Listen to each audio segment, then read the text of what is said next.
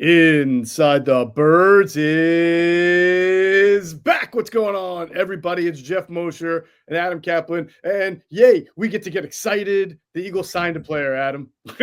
Well, they agreed to terms. Yeah, signing is contingent on passing a physical, but yeah, they're going to. Right. Barring We get to anything. talk about that. That's fun. Yeah, unforeseen. Yeah, that we'll get into that. That's big. Look, by the way, the guy that they're signing, AJDillon, that dresses a need. We'll get to that in a couple minutes. So that's a big deal. This guy's a very talented football player. Unfortunately, he's been hurt a lot in his career. That's why he's out there. That's why he's getting a cheap deal. But look, this is kind of what you get sometimes. Hey, we talked about this the last show. They signed Rashad Penny, a guy who had a major injury history, a former first-round pick, the first week of free agency 2 years ago. Didn't work out, but that's what they did. They went in early and signed a running back. All right, so we'll talk to that. The Eagles still have a void, you and I believe, here in this running back core, even if AJDillon passes and signs with the team. So we'll get into that, his role a little bit, talk about that. And then we will go inside some of the other transactions that have taken place. And at the end, we're just going to give a quick, because we had so many people reach out to us with questions. They're still struggling a little bit with the cash versus cap concept. That we can debunk maybe some of the misconceptions about what they're doing out there. I started to sense, Adam, that people were thinking that the Eagles have now become the Marlins, right? You win it all, and then you just have total balls, and it's not like that at all. So we'll try to do our best to clear that all up. Big week. I mean, we've been doing ITBs. Andrew DeCecco, by the way, is doing a great job. He is hitting the pro day circuit. He was at Rutgers on Wednesday. He and I will both be at Delaware on Friday. So he's doing a bunch of daily DeCecco's, or DeCecco dailies, I should say, where he's giving his thoughts on the free agent moves, but he's also giving you his previews of these pro days and who from the Eagles are there. He's giving recaps too. How did these prospects do? Who from the Eagles was watching? Who was running it? And really, he's getting really good intel while he's out there. So make sure you're catching your daily, or the DeCecco daily, on the podcast platforms. And of course on Patreon. Tonight we'll be doing another Ask ITB live stream. And if you're not on Discord, man, I mean, Adam, I've been not as operational as you have been on Discord. You've been fantastic, dropping all these great nuggets, free agency. People who are part of our Patreon channel, they get all the information first. That's why you got to be at Patreon.com/Inside the Birds. That's right. Patreon.com/Inside the Birds. In fact, first, and sometimes it never gets out. That's true. So we told people about Goddard before it got out, about kind of what was really going on. The cash, trying to move cash and so forth. We try to warn people, be careful of free agency. It's going to be a very light free agency. That's okay. We'll, as you said, we'll explain before the end of the show how it works with 32 NFL teams. Cap is completely different than cash. Cash is the real money that clubs are allocated by their ownership, and however they do it with each team, however the meetings go. But cap's different, folks. Cap's something you have to work around. Cash is real. That's the difference. Yep, we will answer those concerns again in this podcast. And last but not least, our annual series with Greg Cosell, our annual offseason series is about to begin. The Intel with Greg Cosell is back. And the first 2 episodes are going to be geared toward Greg recapping free agency signings. And then he will get right into several episodes. I'm talking about lots and lots of episodes of NFL draft preview. We will go through every single position this year for the first time with Greg. We will break down every single position group, and he will give you his great intel, his tape-based intel from everything he's seen on almost as many prospects as we can. We'll get in there. So the intel with Greg Cosell will be coming out, and they'll come out on different days. It's going to be all throughout this pre-draft process. Well, the free agency one, by the way, we're going to do Dillon.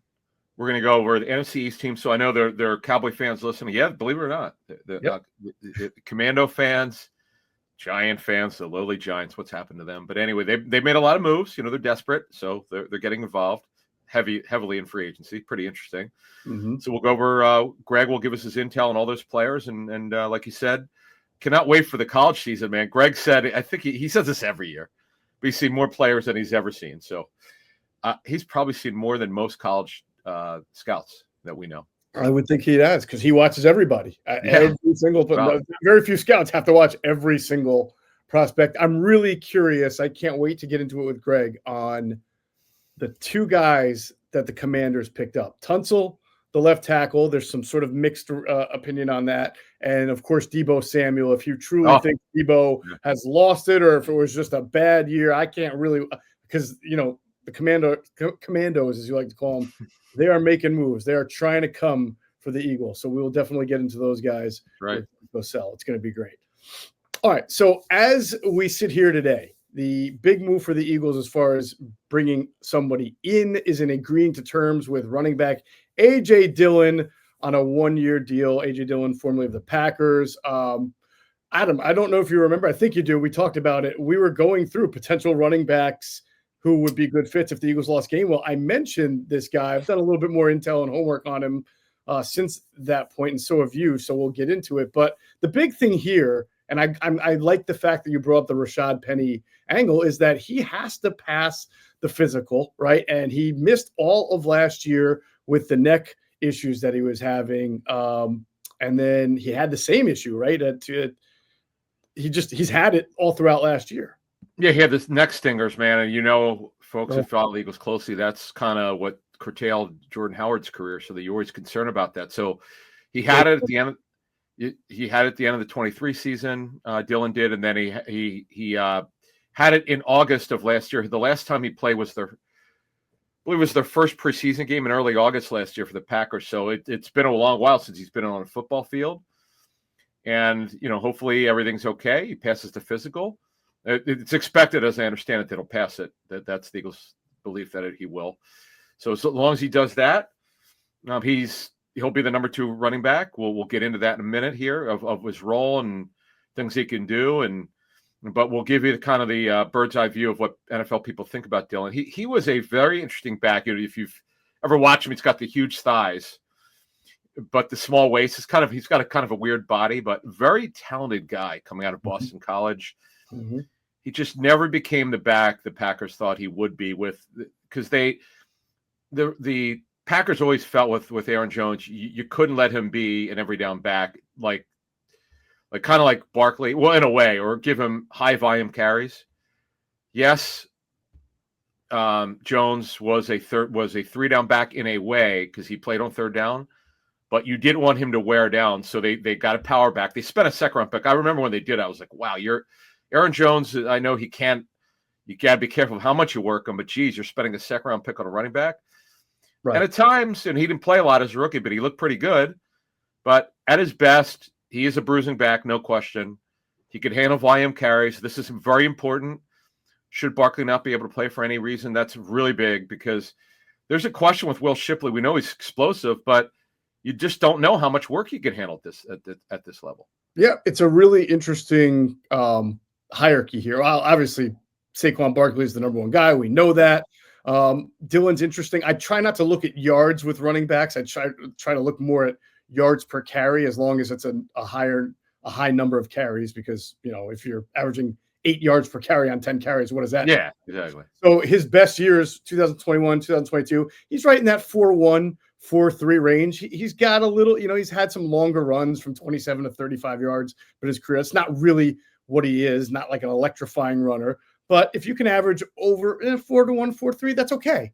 That's pretty good. He's had a 1,000-yard season, but he also had 187 attempts, I believe, that time that he had the 1,000-yard season. So you really look more at yards per carry. Now in 2023, Adam, he was down to 3.4, but we also know, as you mentioned, the neck stingers or the neck issues were starting to impact him at that point. So when you look at him in his 2 best years, 2021, 2022.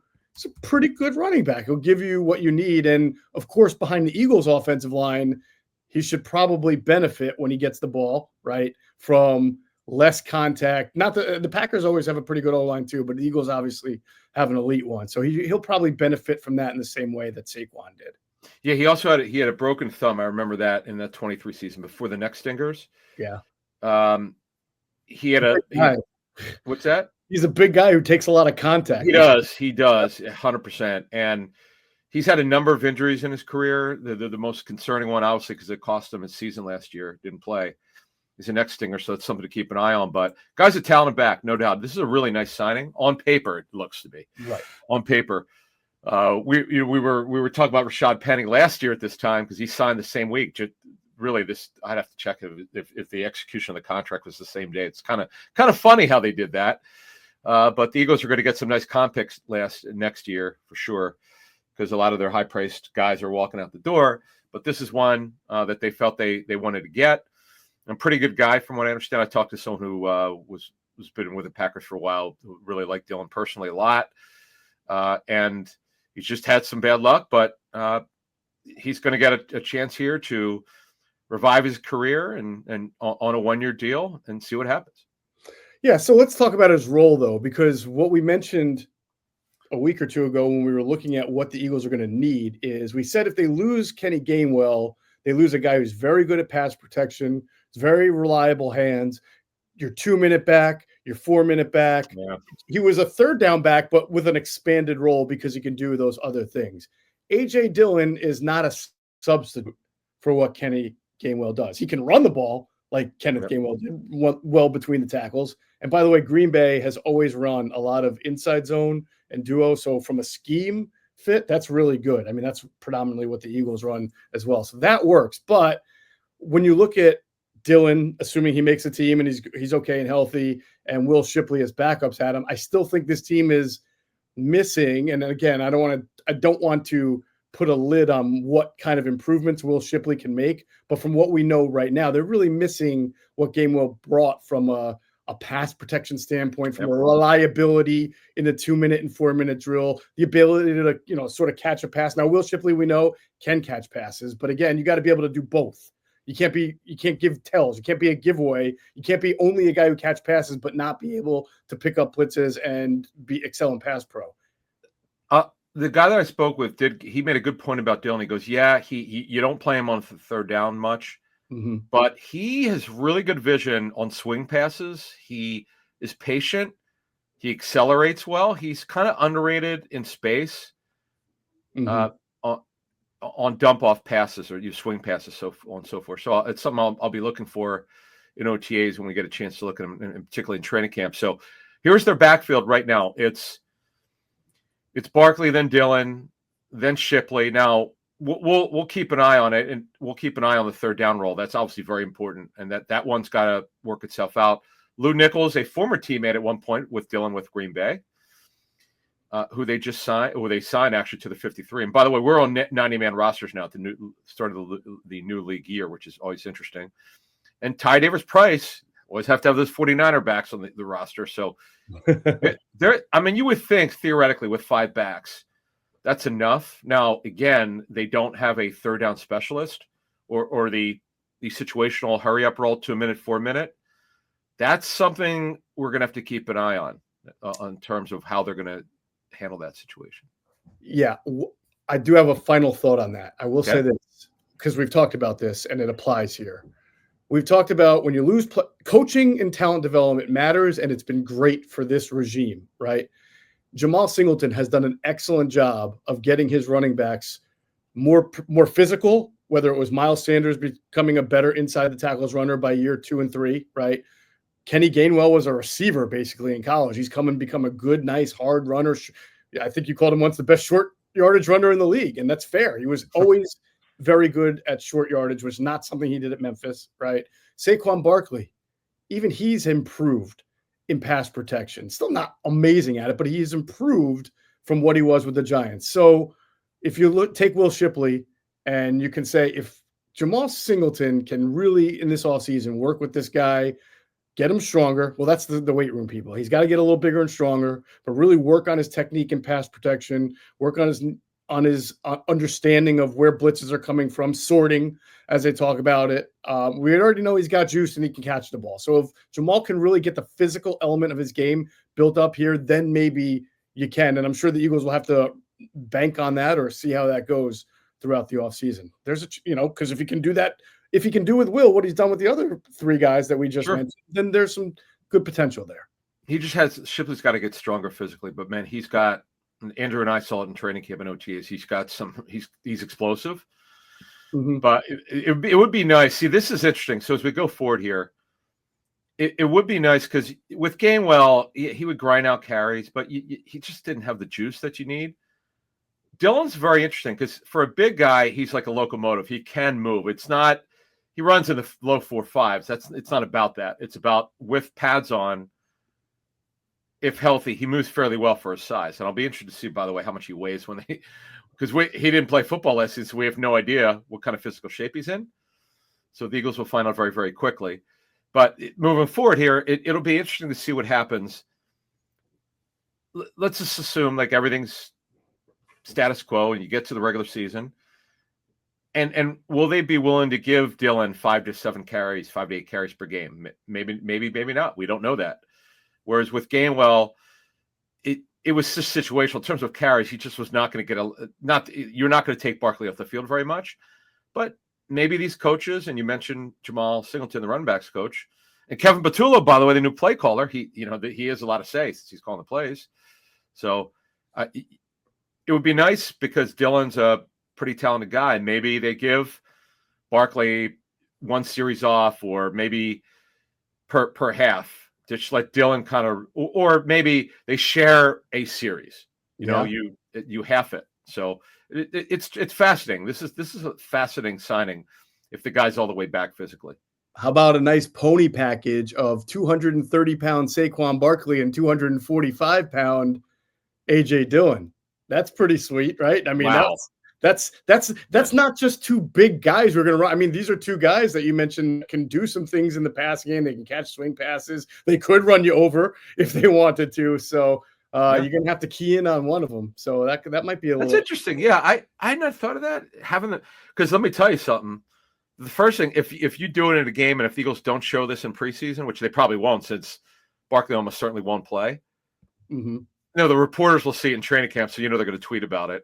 That's really cool because I remember Ryan Silverfield, the Memphis head coach, when we had him on our show to talk about Gainwell since he coached him, he felt that, and they might have done this, you might remember, getting Sanders and Gainwell in the field together, that was Miles then, would be interesting to see. He actually mentioned the pony package. But this is an extreme one. This is it's a pretty beefy running back group there. I would call that one the stallion pack. I mean, yeah, exactly. Yeah, that's interesting. Yeah, I had not thought of it that way. And by the way, Barkley, I know his hands sometimes could be inconsistent, but the guy, you saw ironically, against those Green Bay Packers in Week 1, the wheel route for the touchdown where he beat Isaiah McDuffie. That was a great catch and a great throw. Look, and you never know. That would be a cool package to see both those guys on the field together. All right, you hear Adam and I talk about it all the time. You got to get a free 30-minute stretch at our friends at Stretch Zone. It is an amazing place, and there are 3 ways you can get there: online, you can give them a call, or in person. You can stop off at any one of their wonderful locations. Online is www.stretchzone.com. And Adam, there's a new announcement here from Stretch Zone. Yeah, this is really cool, and I'm glad they did this because you and I travel. And now if you're a member of Stretch Zone like Geoff and I are, you could use your membership visits anywhere in the country. Nice. For instance, if you and I are traveling to training camp, or anyone who's traveling for business, if they've got a Stretch Zone, you can go there. It doesn't have to be just your area anymore. So it's great. It doesn't cost you anything. As long as you're a member, you've got visits left. You just use it. So it's cool. It no extra charge. That's a big deal. So kudos to them. And by the way, when you become a member, when you want to book your visits, you just go through the portal. I do it over my phone. It takes literally 30 seconds to sign in with my username and password, pull up the menu, find out where I want to go, find the time, boom. That's it. It 30 to 45 seconds. It's great. And the other announcement is cool. So if you live in PA, like a lot of us listening, a lot of you listening out there, they are opening up on around Route 309 in Montgomery County, Warrington, PA, my old stomping grounds there in Montgomery County. They love the 611 Route 309 area. So this one's in Warrington. Yep, a lot of them there. So here are the locations. So now they're going to be 13 in PA and New Jersey. Haverford near Suburban Square. You see my man Jared. In Devon near the Whole Foods, see my man Tyler McGrogan. Tyler is a huge Flyers fan. He's a big hockey guy if you're a Flyers fan, but he's a huge Eagles guy too. Exton and Whiteland Town Center. See Austin, Nick, Emily, or Madison. Or Hassan, the Seahawks fan. And Hassan's got to be dying for the because we talked about it briefly on Wednesday, but he didn't seem too sad that Metcalf was traded. But, they have a new quarterback there in Seahawk land. In South Philly, see stretch shown near Graduate Hospital on 25th and Washington Avenue. Montgomery County, Elkins Park Plaza, where I grew up. Upper Dublin and Dresher in the Promenade off 611 Feasterville. Also somewhere in that area in Southampton Village. I haven't been there in years. It's a good one. We just mentioned Warrington opening mid-April, I'm told, on that one. New Jersey, where you go, Cherry Hill and Evesham Road. Mount Laurel, Sennington Square near Wegmans. Franklin Lakes on Franklin Ave, Northfield, Tilton Road. Princeton, Nassau Park Pavilion. Sign up. Get your free 30-minute stretch at stretchzone.com. All right, let's talk about some more transactions by the Eagles, Adam. And we talked about this in the last pod. It finally was once the new league year kicked in, the Eagles went ahead and released Darius Slay, who then agreed to a 1-year, $10 million deal with the Pittsburgh Steelers. So I know some people have asked, why wouldn't they bring him back? They thought that there was some kind of connection between them trading away CJ Gardner-Johnson, thinking that because those two guys were having it out over Twitter that, if you trade CJ, then you can bring back Slay. No, folks, remember, they didn't want to pay $8 million, whatever I think you mentioned this in the last pod. The numbers on Isaiah Rodgers' contract with, who did he sign with? Minnesota, yeah. It's his money's legit. It just has an odd structure. Okay. Isaiah Rodgers, he's got 8 of the. Let me just double check. I think it's 8 out of the 13 million fully guaranteed at signing. I'll tell you in about 20 seconds of the Isaiah Rodgers. So while you look for that, I mean, if you didn't want to pay $8 million for Isaiah Rodgers, and that's probably because they didn't see him as a starter, but you see what they're doing. I mean, they're not going to bring back Slay. Yeah, so Rodgers has a 2-year deal, $5.5 million per season. The total cash is $11 million. $7.95 million fully guaranteed at signing. That's a pretty good deal. It's a pretty good deal. This is a young guy who can run. I mean, you would have thought the Eagles might be interested, but they're not. Well, they were. Our understanding is that's true. They were, but we don't know what they offered. We have no idea. So I'm not going to. It's like people talking about Justin Reed, the safety. I know it's out there that they had interest. Well, interest doesn't tell you. You have no idea how interested they were in the player.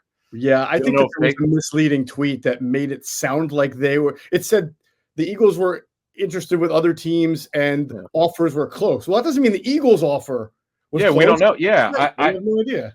Yeah, we have no idea where the Eagles were at with that one. So I'd be careful with that one. So Gardner-Johnson's money was $8.5 million. The kid that they just got, Kenyon Green, his cash is $2.8 million. So they're actually going to get they're going to save in cash just under $6 million. The cap is negligible, but it's all about cash in the National Football League, which we're going to explain. We're going to get next week. We're going to have a tutorial because people just don't understand. We're going to help people just like I was helped by personnel people and cap people. That way, I was a little bit smarter about my discussions on why cash is king of the National Football League. Cap is something you work around. Cash is everything. Mm-hmm. I mean everything. Yes. You have a business. You work around a salary cap. You make money in cash. Anyway. Correct. All right. So also James Bradbury released, knew that was going to happen.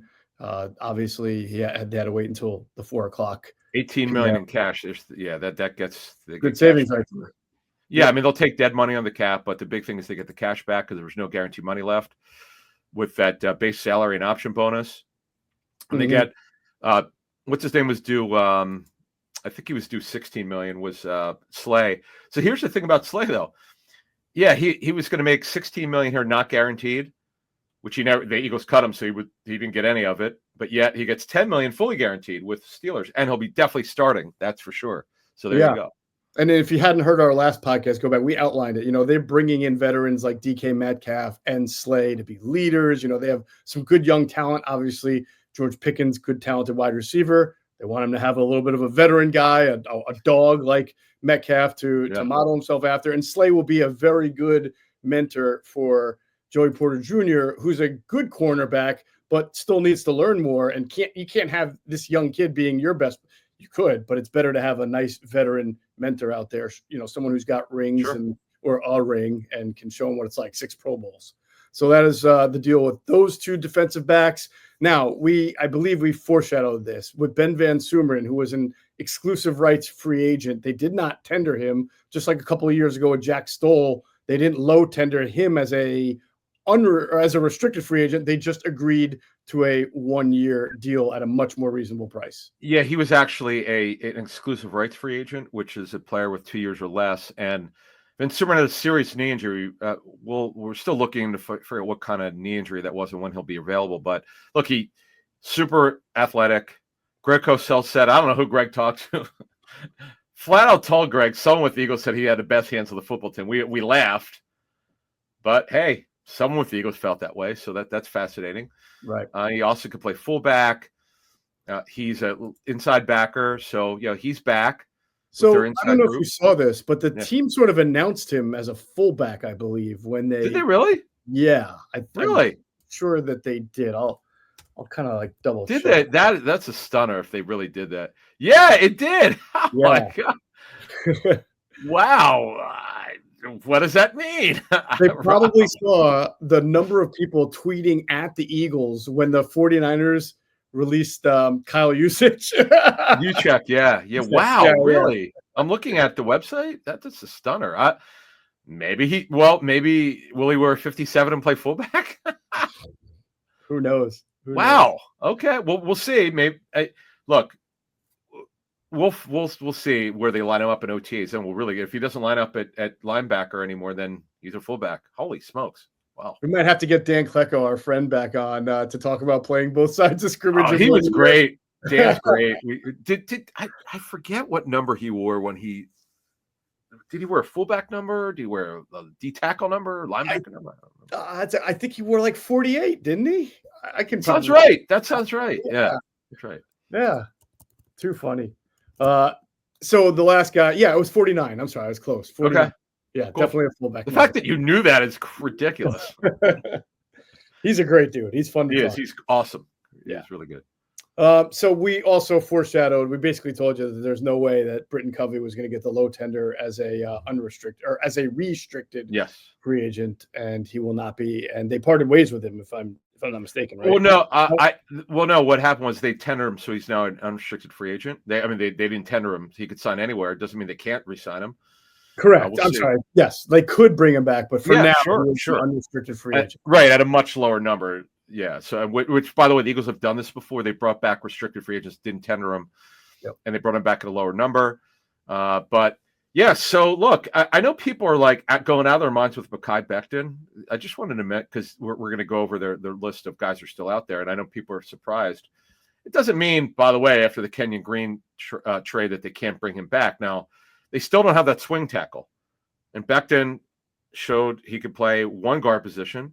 Mm-hmm. We know he can play both tackle positions because he started both tackle positions. So it doesn't preclude them from bringing him back. But one thing I want to help people understand, when you see it reported, oh, this guy's got a lot of interest.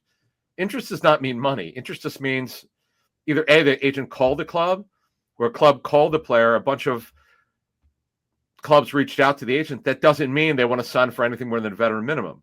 Whereas a guy like Dan Moore, I know it for a fact, 3 teams offered major money, and he signed for over $20 million this season with the Titans. He's the former Steelers tackle. That's real interest. So you got to be careful when you read stuff out there. Just don't assume that teams are willing to pay any player any kind of money unless it's out there that a reporter put out. Yes, these teams are big on this player with big money. Might I also add, I don't know if you saw Andrew Brandt. He was on a podcast recently talking about his time when he was in charge of the Packers. Yeah. And he told a story about an agent that did a deal with him agent who was on a different player. And the agent said, hey, do you mind if I say that you were interested in this other player, even though you weren't, because it helped? And Andrew said, yeah, sure. Why not? I don't care. No skin off my back. Right. Oh, that's funny. So then went and told a certain reporter or reporters that he spoke to that the Packers were interested, and it was all complete bull. So really, yeah. Well, now you and I know this for a fact that clubs do this if they have a good relationship with an agent to help for leverage. Yep. That's fine. That's fine. Yeah, but of course, it's all part of the game. Right. I think a reporter should be in on that, at least know, hey, be careful of how you report this. Yeah. Anyway. Yeah. All right. So you talked about Mekhi Becton. That is the big name that we're still waiting on to see what develops. Fred Johnson, offensive tackle, again, was a key part of their being their swing tackle the last 2 years. So we'll see what the Eagles do there. A couple other offensive linemen, Jack Driscoll or Raven Clark. We talked about Covey. Uzama, the tight end, is also a free agent, and so is Paris Campbell, wide receiver. These are guys that you start to look at and think May, late April, May, we'll see. I mean, never know, but that's kind of the caliber of free agent there. Well, yes, certainly in May to not count against the compensatory formula. Right. That would make the most sense. It is interesting, though, not just with AJDillon. The clubs that sign guy, we don't know what the money looks. I'm sure it's low because he didn't play last year because there's risk involved. So you don't want you also don't want to give him any guarantee money or very little. But it's just interesting that you would sign a guy. And I know the Eagles are losing a bunch of players, and they should do pretty well in the compensatory picks. They didn't have any, by the way, this year, but it looks like they're going to get a bunch next year. Which is kind of funny though that they would sign someone now. It's not what. Although it's going to be low money, it's just kind of funny. But they did, like we said 2 years ago, this is a guy that's very talented, AJDillon. I'm kind of fascinated with this signing. I like this one. I'm curious to see what he looks like here. Yeah, I'm hoping that he's in good health and really can go out there and compete. It'll be very interesting. Right. As far as defense, we know Brandon Graham and Avonte Maddox are the free agents on that side of the ball. We'll see what goes on with that. Remaining needs. So let's go with offense. Adam, wide receiver depth. I mean, they do have 3 guys in, Jahan Dotson, Anais Smith, and Johnny Wilson behind the main 2 starters. But you'd like to see them, if not have another veteran or maybe draft another guy. We'll see how they add to there. And offensive tackles that you mentioned, swing OT that Fred Johnson has been, that's a crucial, vital position. And that has to be addressed at some point. Yeah, because Kennard is, right tackle guard, and they need someone.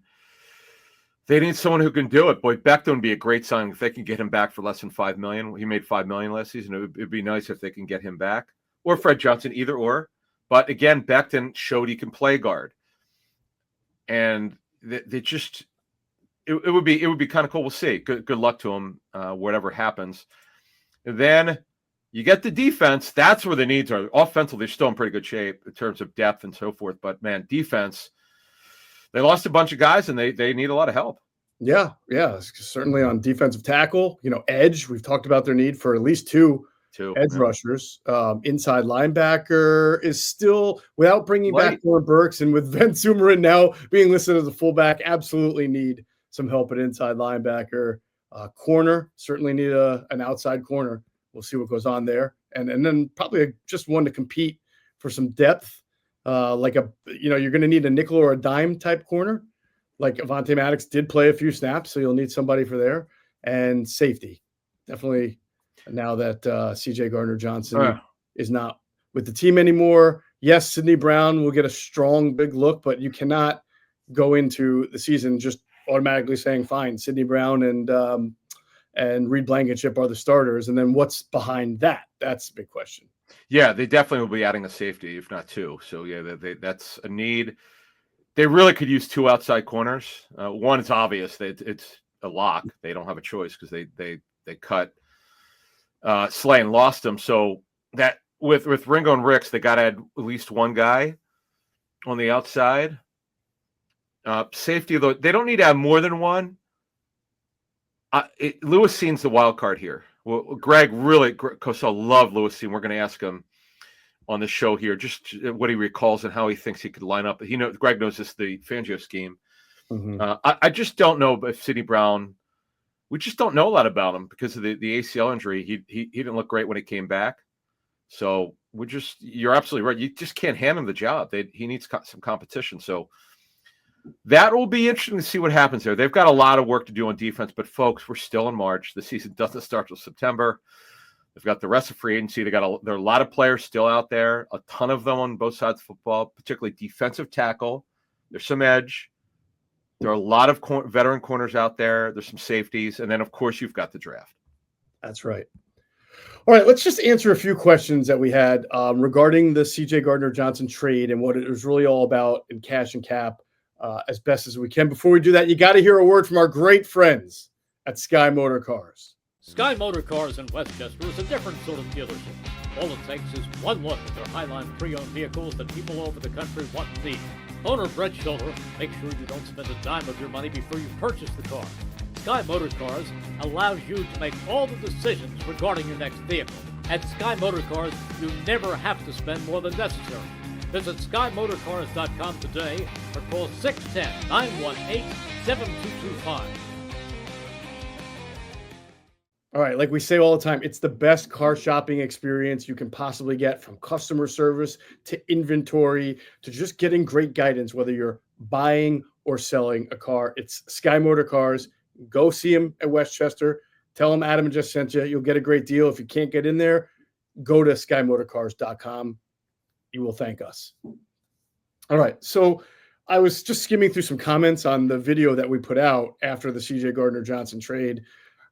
Just because I wanted to see if people understood what we meant, and some people didn't, Adam. So the biggest question is that we got, that I think people are misinformed about, is that they think this is, they're I think conflating the cap savings with the cash, because a bunch of people are like, this only saves a couple $100,000 off the cap. And that's why we have to reiterate, the Eagles are a cash team, not a cap team.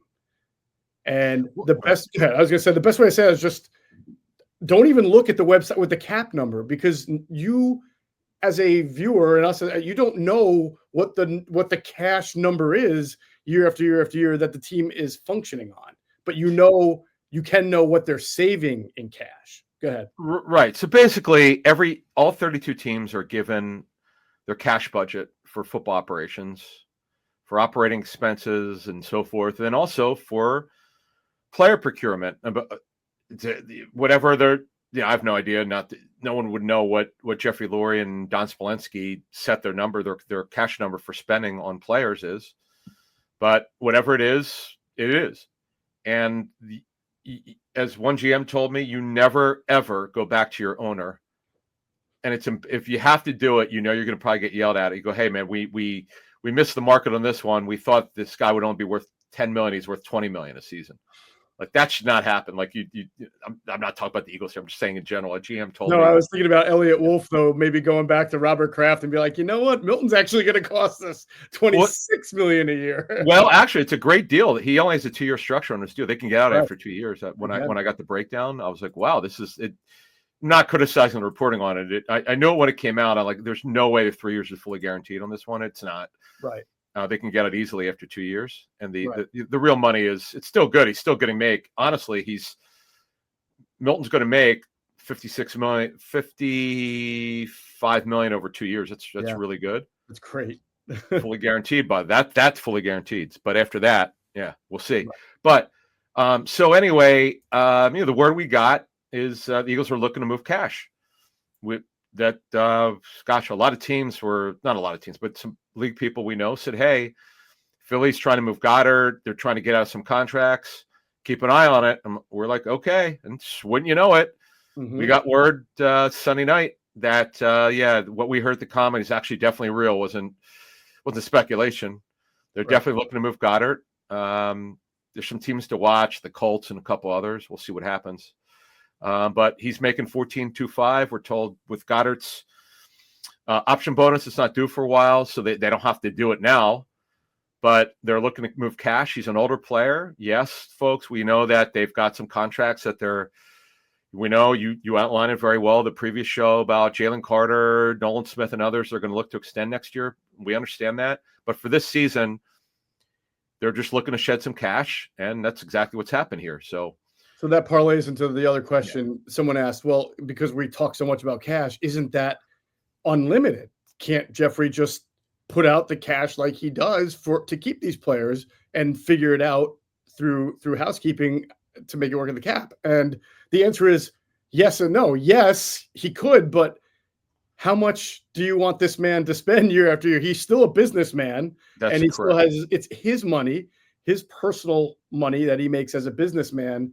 And the Eagles have spent, I believe, more cash, not cash, than any other team in the NFL over the last 5 to 10 years. So you'll have to forgive Jeffrey if maybe 1 year compared to another, he's not putting out the exact same. And again, we don't know what his directive on the cash is. Yeah. We don't know the number. He just knows that they're not spending as much cash this year. Who knows what it's going to be like next year or the year after?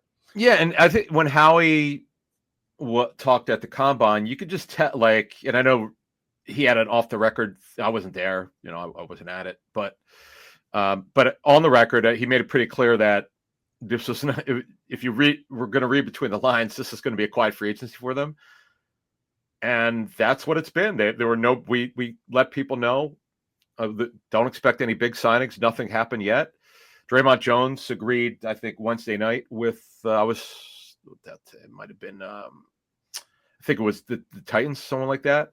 Mm-hmm. So there are really very few big free agents left. This is what happens. This is not like the NBA. They go off the board immediately. Then it's a bunch of mid-level guys. So, but to get back to what we were talking about with cash, so let's say the salary cap's 279.2, right? 279 million point two. Your cash budget might be 325 because it's called cash over cap. You buy a contract structure within the cap. You have a signing bonus of 10 million. You spread it out over 4 years. That's you lower your cap number by spreading out the cap hit. That's the salary cap. But if you're going to sign a guy for $30 million, it's made up of real money, a base salary, usually a signing bonus or an option bonus in the Eagles' case. That makes up the cap number. But the real cash number is 30 million. The cap number generally is going to be much lower because you're spreading out the cap hit over a series of years based on the proration of the option bonus. You roll it over, or if it's a signing bonus, let's say it's a 20 million signing bonus, it's a 5-year contract. The signing bonus is the proration is it's $4 million a year. So you're lowering the cap number. That's your little lesson there. So and we've talked about, this is why we do these contract episodes. There are several really good players on the Eagles who have option bonuses for this year. That counts for cash, correct? Like they get those option bonuses and that's part of the cash spend. Yes, correct. All right. So it's funny you should bring that up. Let's look at Jalen Hurts' cash number this year. Mm-hmm. His cash number is 42 million. Right. He's got a fully guaranteed option bonus of just under 41 million and a veteran minimum salary of 1.17 million. Yep. Once the option vests, it's spread out for cap purposes. They're going to lower his cap number. His cash number is 42 million, but because they're going to spread out that option bonus for voidable year, it's going to be spread out a certain amount of years. His cap number is going to be way less. His cap number, by the way, is only 21,769,000. Right. It's because you're gonna prorate his option bonus. Perfect illustration of why when somebody was looking on some website, they say, "Oh, it's only $900,000 to cut to trade CJ Gardner-Johnson, save versus the cap." That doesn't matter. It's the $8.5 million that they save in cash number. Yeah, exactly. And I think AJ Brown has 30 million this year doing cash, if I'm not mistaken. I will tell you in 5 seconds. It's a pretty big number, I thought. AJ 2025. His cash number is 29,750,000. His cap number is 17,591. Right. It's because they do it like they always. Every team does with extensions. The base salary is going to be the minimum. But the Eagles are the king of the option bonuses. The big money is the option bonus, and it prorates as soon as it rolls over. His cash number is bigger than the cap number. And we're going to get our friend Samir Suleiman on, who's the former Panthers contract negotiator. If he's available, we're going to get him on, and we're going to have a tutorial, real quick one, and that's talk about. But what you said, I'm sorry to interrupt you, just shows you how much money Jeffrey spends year to year. I mean, 2 players, AJ Brown and Hurts. That's 70 million in cash. Yeah, and exactly. It's just 2 players. I wonder. You got me thinking. I wonder how much cash you're putting out this year. So every team goes for this. Jeffrey, and the ways to explain to me by someone with a team that's with an owner who's got multiple businesses. You never really know. I don't know what Jeffrey's holdings are other than the football team. But I know other owners, like Shad Khan, right? He's got the soccer team. The Glazer family is the soccer team. Mm-hmm. But one of the owners, a friend of mine who works for a team that's the owner's got multiple businesses. The guy's got like 4 or 5 businesses. One year he told me that because one of his businesses was not doing great. They took some money from the football team. Right. He can do that. So Right. maybe their cash spend was lower. It's his money. He can do what he wants. Exactly. So, we're just trying to give you an example of what happens. It's really inside football stuff. Maybe we should have Andrew Brand on. We should have Andrew. We haven't had Andrew on. We should. Wow. But I think that this goes to a good question. When people say, well, what do they need all this cash for? There's only like 1 or 2 guys to extend. Well, it's not just that. They have bonuses they got to pay and all these other things. And by the way, they're not the Marlins, because when you're going to look at the Eagles, no matter what you say about them, about who they lost, you're going to know that they go into next year with Jalen Hurts, SaquonBarkley, Lane Johnson, Jordan Mailata, Landon Dickerson, A.J. Brown, Devontae. These are all players on long extensions that are like top 5, top 10 at their position. So you can't have, folks, you just can't have your cake and eat it too. You can't have it both ways. When the Eagles say goodbye 2 years ago to guys like Javon Hargrave and C.J. Gardner-Johnson didn't resign, and T.J. Edwards didn't resign, and Isaac Seumalo, those were good players that helped them get to the Super Bowl, and they weren't replaced yet by equal talent at each spot, right? Because the Eagles obviously didn't get back to the Super Bowl the next year, but the Eagles were a good team. They had a mess on the defensive staff. They didn't have a great defense. There's no doubt about that, but they did win 11 games. But the point is, that money went to extensions for Devontae Smith and Landon Dickerson. They were able to keep really good players because they were shedding those guys and giving cash to others, and that's how it works. And the Eagles, no matter what you say about them, yes, you might say they're not as good as the year before. Well, that happens, but they're still going to be looked at as one of the best teams in the NFL because of the talent that they do have. Oh, yeah, and again, we're in March. It doesn't mean they're not going to. That too. Yeah, it doesn't mean they're not going to sign 4 or 5 free agents at some point. It probably will happen. We're not saying they're going to be high level ones. They're not, because of where we're at, because the big names went off the board. But plus Howie's been killing the draft the last 4 years. Yeah, I mean, it's that's the thing. It's like you got to trust the way that he's drafting, the way that he constructs the football team. He started with Joe Banner and Jeffrey when they came in, and Howie learned a lot from Joe, obviously, how to construct a football team and what their philosophy is on the offensive defensive lines. Howie is obsessive over it, which he talked about. And a lot of it, I watch a lot of his interviews on YouTube. He says a lot of the same things, but it's the philosophy that he learned from Joe. Right. Is we're going to build on the offensive defensive lines.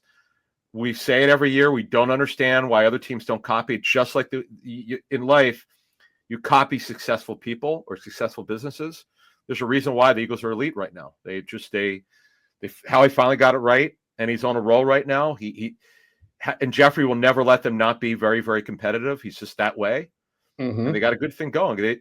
It's funny, the gold standard line, which we all laughed at if you grew up here in Philadelphia, when Jeffrey did that, they never seemed to be able to do it, but they know now what the gold standard is. It's build through the lines, be dominant, have great coaching, by the way, and run your football operations the right way. And this is why you're pretty much now the gold standard of the National Football League. Jeff, what did Doug say? This is the new standard. New norm is what he wanted to create. New norm, right? Good one. Right. Okay, it didn't work out, but sure as hell is working out now. Howie's got it going on right now. He knows exactly what he wants. Right, and they have far more young, talented building blocks on defense this time around than they did in 2023 when they were old and aging in the secondary. Even on the D-line they were, and this time it's a different case. The core, I was just gonna say the core of the team right now is A.J. Brown, Devontae Smith, Mailata, Dickerson, Juergens, Hurts, Barkley, Carter, Nolan Smith. But yes, Nolan Smith, Bond. Sure, will be here. We'll see about Nakobe. That he's kind of a wild card. Jalen Hunt looks like a player. Ringo, we'll see. He's in the mix now.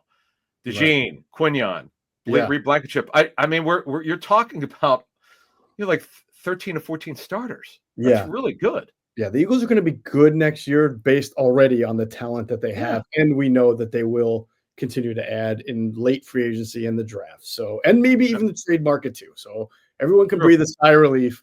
I hope some of those questions that we answered put it in a better perspective, and we'll see. Try to uplift everybody and have them feeling good again. We are still only a few weeks removed from the Eagles winning the Super Bowl. That's going to do it for this edition of Inside the Birds, the leading podcast in the Eagles intel. And as always, we thank you for flying with us inside the birds. Be sure to check out our friends at PHLSportsNation.com. They're enhancing the fans' experience with their coverage of all Philadelphia sports teams. For the fan, by the fan is their motto. So make sure you check them out at PHLSportsNation.com and on Twitter at PHLSportsNation.